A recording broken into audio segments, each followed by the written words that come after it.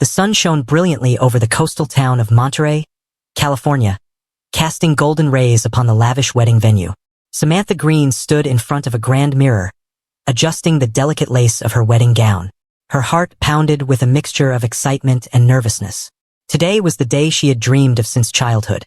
The day she would officially become Samantha Carter, the wife of the man who had given her stability, love, and an unwavering commitment. Her bridesmaids flitted around the bridal suite, making final touches to her veil and bouquet. Her best friend, Lisa, stood beside her, squeezing her hand. "You look stunning," Lisa whispered. "Michael is going to lose his mind when he sees you." Samantha smiled, but a flicker of hesitation flashed in her eyes before she quickly masked it. Michael Carter was everything she had ever wanted in a partner. Kind, successful, and deeply in love with her. They met through mutual friends 2 years ago, and he had pursued her with a quiet intensity that made her feel safe. He had planned every detail of their future together with precision, from their honeymoon in Greece to their dream home in San Francisco. Yet, as she stared at her reflection, a nagging thought crept into her mind. Was she truly ready to let go of the past? The ceremony was nothing short of a fairy tale. White roses adorned the aisle, the scent of fresh lilies filled the air, and a soft symphony played in the background as Samantha walked toward Michael. The guests, a mix of family and close friends, watched in admiration. Michael's face lit up the moment he saw her, his brown eyes glistening with love. As she approached him, she felt a rush of warmth. Whatever doubts had surfaced earlier seemed to fade away, at least for now. "You look breathtaking," he whispered as she reached him. The vows were heartfelt, with both promising eternal love, fidelity, and a lifetime of happiness. When the officiant finally declared them husband and wife, applause erupted as Michael pulled her into a passionate kiss. The reception was just as magical. Toasts were made, laughter filled the ballroom, and the couple danced beneath a ceiling of twinkling lights. Michael twirled Samantha across the dance floor, his grip firm yet gentle. "This is only the beginning," he murmured in her ear. "I'm going to make you the happiest woman alive." She smiled, resting her head against his chest. But even as she swayed in his arms, a small part of her couldn't shake the thought of someone else, someone she had promised to forget. That night, as they arrived at their honeymoon suite, Michael was the picture of blissful excitement. He carried Samantha over the threshold, making her laugh as he set her down on the plush bed. They toasted to their future with glasses of champagne, but as Michael leaned in to kiss her, her phone vibrated. A chill ran down her spine when she saw the name on the screen, Jason Miller. Her heart clenched as she stared at the notification. It was just a text, just words on a screen, but it carried a weight she wasn't prepared for. Michael didn't notice. He was already kissing her neck, whispering sweet promises of their future together. Samantha put the phone face down on the nightstand, but even as she lost herself in Michael's embrace, her thoughts drifted elsewhere. Some doors, it seemed, were never fully closed. The morning sun filtered through the curtains of the honeymoon suite, casting a golden glow on Samantha's face. Michael was still asleep beside her, his arm draped over her waist in a protective embrace. She lay still, staring at the ceiling, her mind replaying the events of the night before.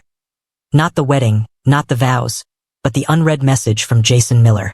Slowly, she reached for her phone, careful not to wake Michael. Her fingers trembled as she unlocked the screen and opened the text. "Jason, I know it's too late, but I can't let you go without saying goodbye. Please, Sam. One last time." Her breath hitched. Jason had always known how to pull her back in. Jason wasn't just an ex. He was her first love, the man who had once been her entire world. They met in college, and from the moment their eyes locked across the lecture hall, their connection was undeniable. Their love was passionate, intense, and all-consuming. But Jason had his demons. Commitment had always terrified him. Whenever Samantha spoke about settling down, he would brush it off, promising that they had all the time in the world.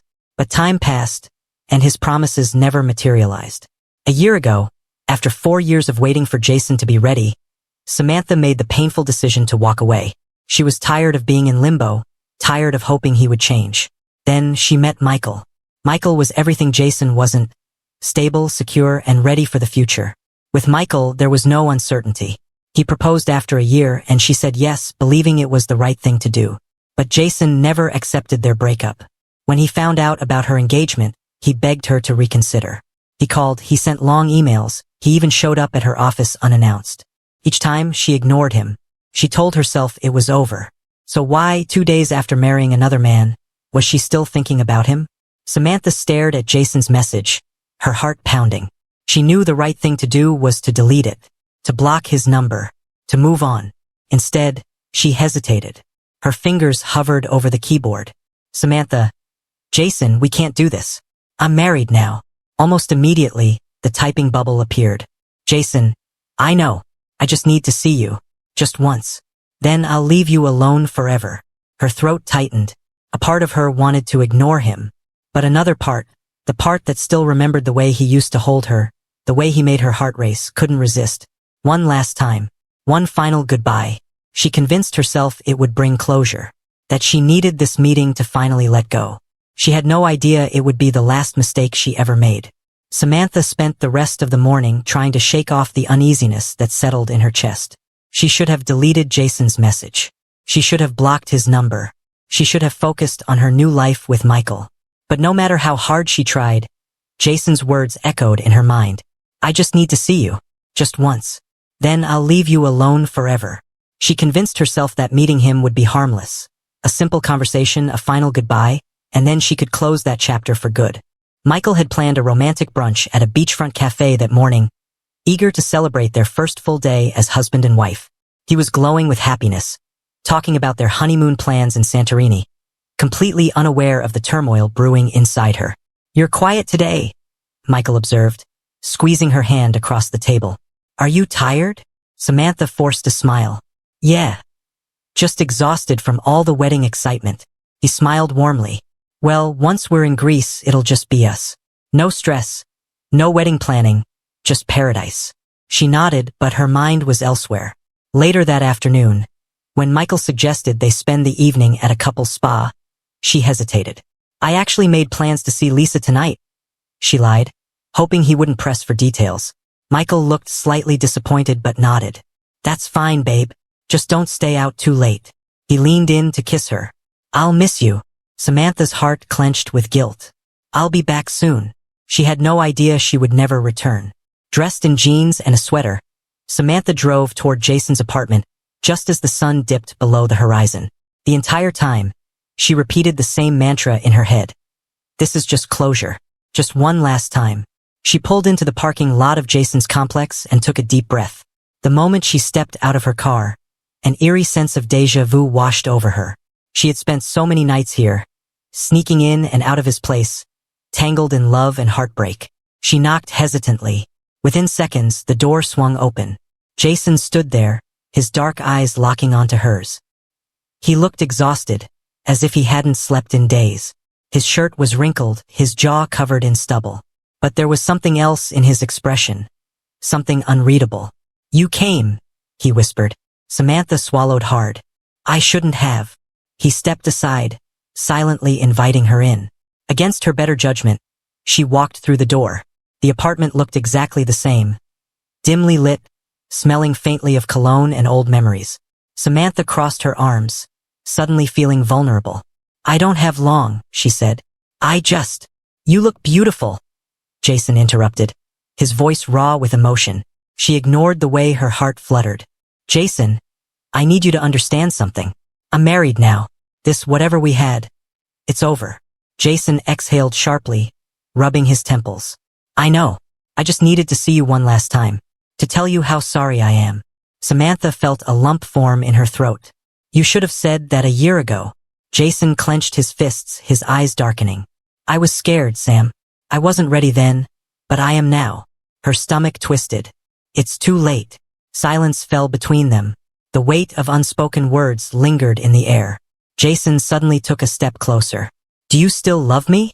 Samantha's breath caught in her throat. She should have said no. She should have walked away. Instead, she hesitated.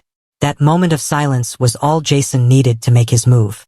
Before she could react, Jason cupped her face and pressed his lips to hers. It was familiar, intoxicating. Every memory they had ever shared crashing down on her at once. For one fleeting moment, she let herself melt into the kiss. Then reality hit her like a freight train. She shoved him away, gasping. No, Jason, this isn't right. But Jason's expression had changed. His desperation had turned to something darker. "You still love me," he whispered. "No," she said firmly, stepping back toward the door. "This was a mistake. I shouldn't have come." She turned to leave, reaching for the doorknob. That was when Jason lost control. His voice came out in a growl. "You're not walking away from me again." Before she could scream, his hand clamped around her wrist, yanking her back into the apartment. And that was when Samantha knew she had made a fatal mistake. Panic surged through Samantha's veins as Jason's grip tightened around her wrist. His fingers dug into her skin, his breathing heavy with rage and desperation. "Jason, let go of me," she gasped, struggling to break free. But he didn't. Instead, he slammed the door shut behind her, trapping her inside. "You think you can just walk away from me?" he hissed, his dark eyes burning with emotion. "After everything we've been through?" Fear clawed at her throat.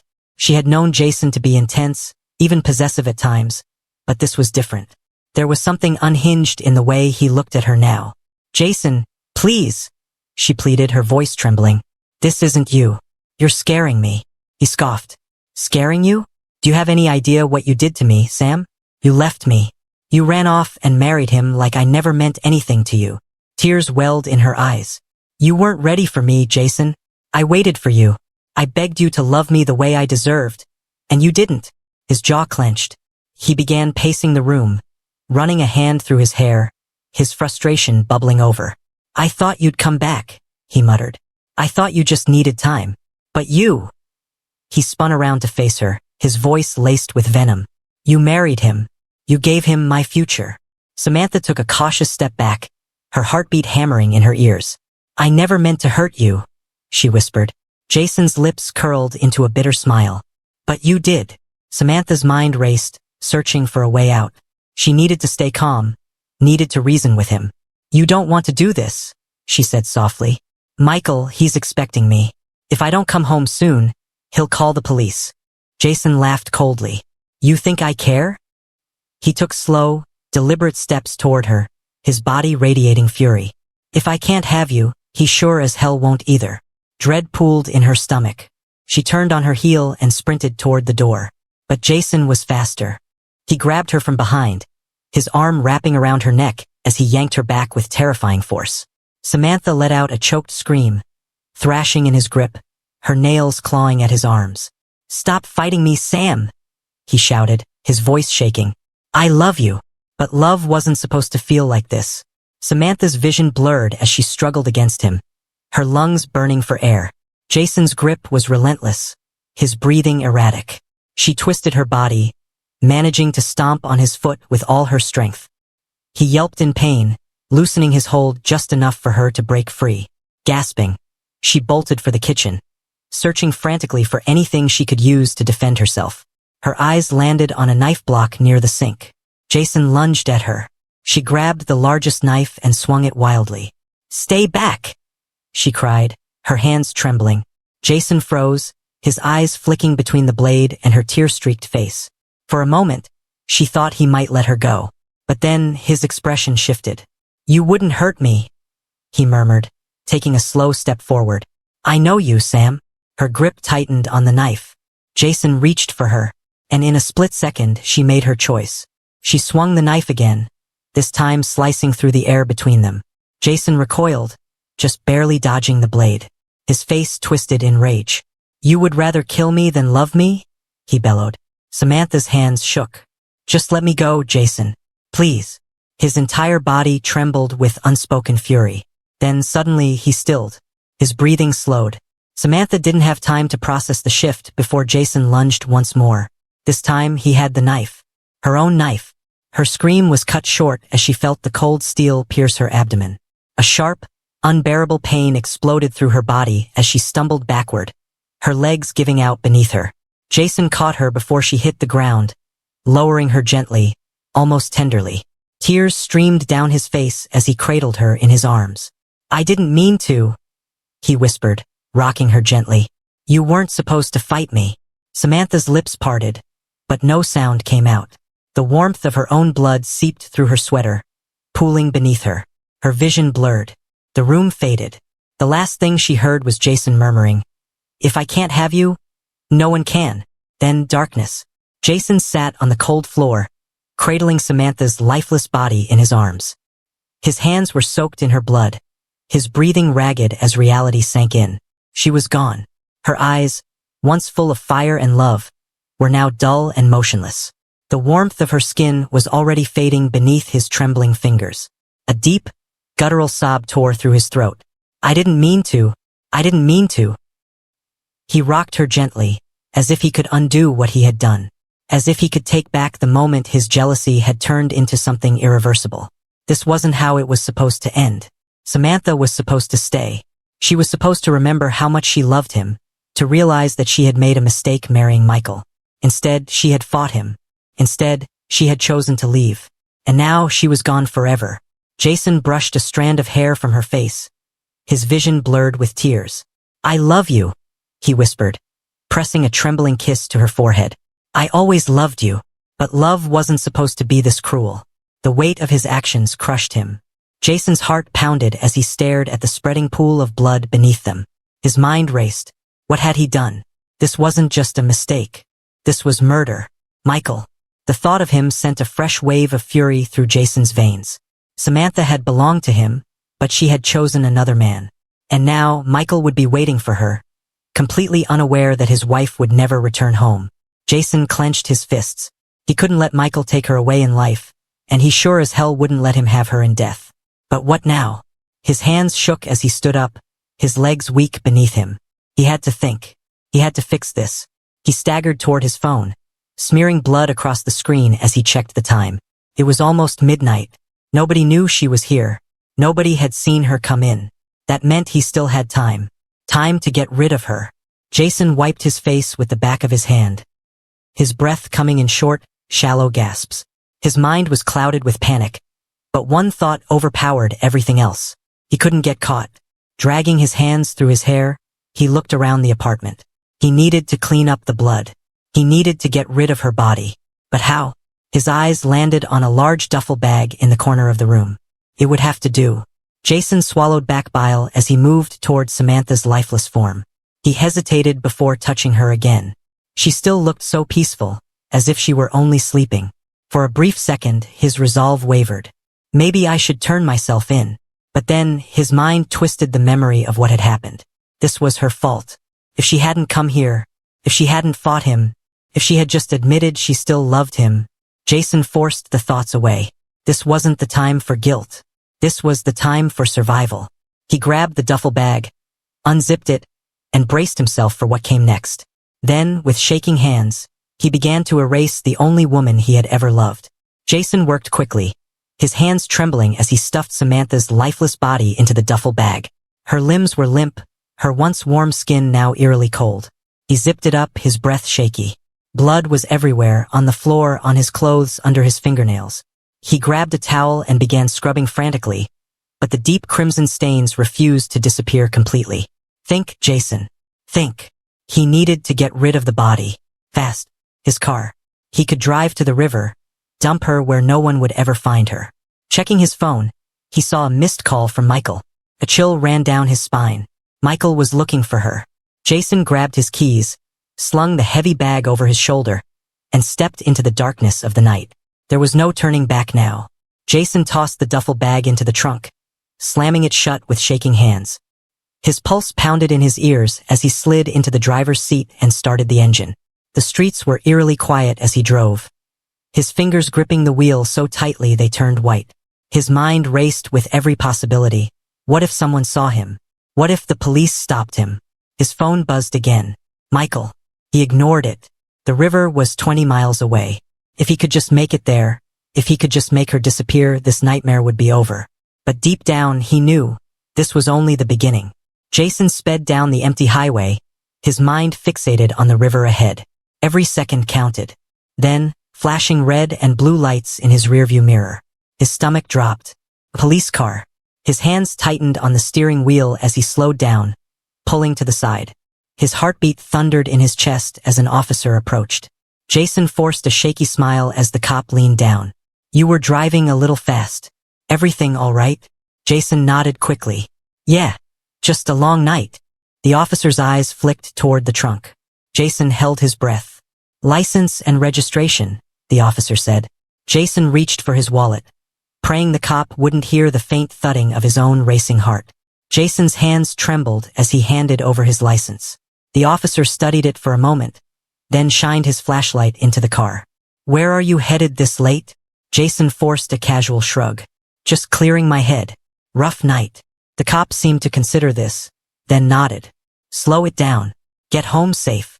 Relief flooded Jason as the officer walked back to his car. The moment the flashing lights disappeared, he exhaled sharply and gripped the wheel. He wasn't safe yet. The river was still miles away. He pressed the gas pedal harder. Jason pulled up to the riverbank, the night air thick with tension. He popped the trunk and stared at the duffel bag, his breath unsteady. This was it. No turning back. He dragged the bag to the edge of the river, the weight of his crime heavier than ever. The cold water lapped at his feet as he shoved the bag forward. It splashed, sinking beneath the surface. Jason watched until the ripples disappeared.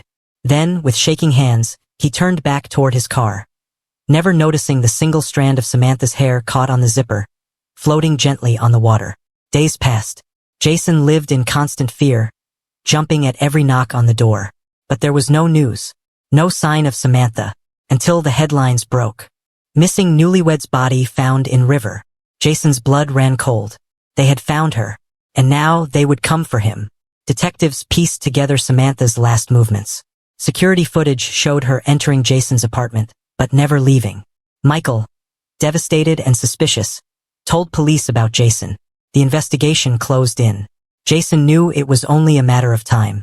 Jason barely had time to react before the detectives grabbed his wrists and snapped the cold handcuffs around them. His mind went blank, his body frozen in place. "You're under arrest for the murder of Samantha Evans," one of them said firmly.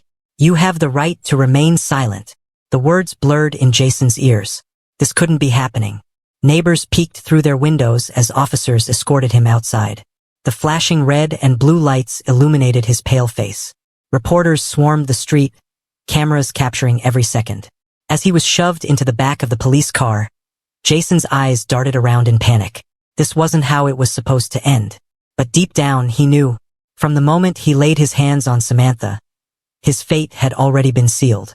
Jason sat in the cold, dimly lit interrogation room, his wrists still cuffed to the metal table.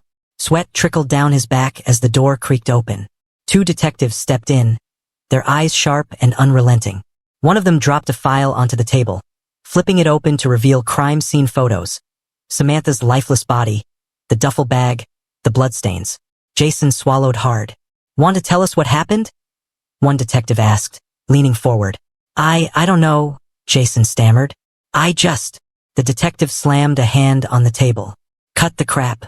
We have surveillance footage. We have phone records. We have her hair on your car's trunk latch." Jason's heart pounded. He was trapped. He could confess, or he could lie. Either way, the truth was coming for him. Jason exhaled shakily, his walls crumbling under the weight of the evidence. His mind raced for a way out, but there was none. He looked up at the detectives, their eyes drilling into him. "I didn't mean to," he muttered. His voice was barely above a whisper. One of the detectives leaned in. "Didn't mean to what, Jason?" Tears welled in his eyes. His hands clenched into fists. "She was leaving," he choked out. "She was walking away. I just snapped." The room fell silent. Jason let his head drop, knowing there was no escape. He had just sealed his fate. Months later, Jason sat in the courtroom, shackled and dressed in an orange jumpsuit. The air was heavy with tension as the judge entered, and the trial began. Michael sat in the front row, his face pale and grief-stricken. Samantha's family glared at Jason, their eyes burning with hatred. The prosecution wasted no time painting Jason as a jealous, possessive ex who couldn't let go. They presented damning evidence: Samantha's last texts, security footage, and the duffel bag found in the river. The defense tried to argue that it was a crime of passion, not premeditated murder. But nothing could erase what Jason had done. As the jury listened, Jason felt the walls closing in. Deep down, he already knew this trial wasn't about proving his guilt. It was about deciding how long he would spend behind bars. The courtroom fell silent as the jury returned. Jason's heart pounded in his chest, his fingers gripping the edge of the table. The judge turned to the foreperson. Has the jury reached a verdict? Yes, Your Honor. Jason held his breath. The foreperson cleared their throat. We, the jury, find the defendant, Jason Carter, guilty of second-degree murder. Gasps echoed through the courtroom. Samantha's mother broke down in tears, clutching Michael's hand. Jason slumped in his seat, his world shattering. The judge's voice cut through the noise. Jason Carter, you are hereby sentenced to 25 years to life in prison. Jason barely heard the rest. His body felt numb as officers led him away. As he stepped into his prison cell, reality sank in. Samantha was gone, and now so was his freedom. His obsession had destroyed everything. And for the rest of his life, he would have nothing left but regret.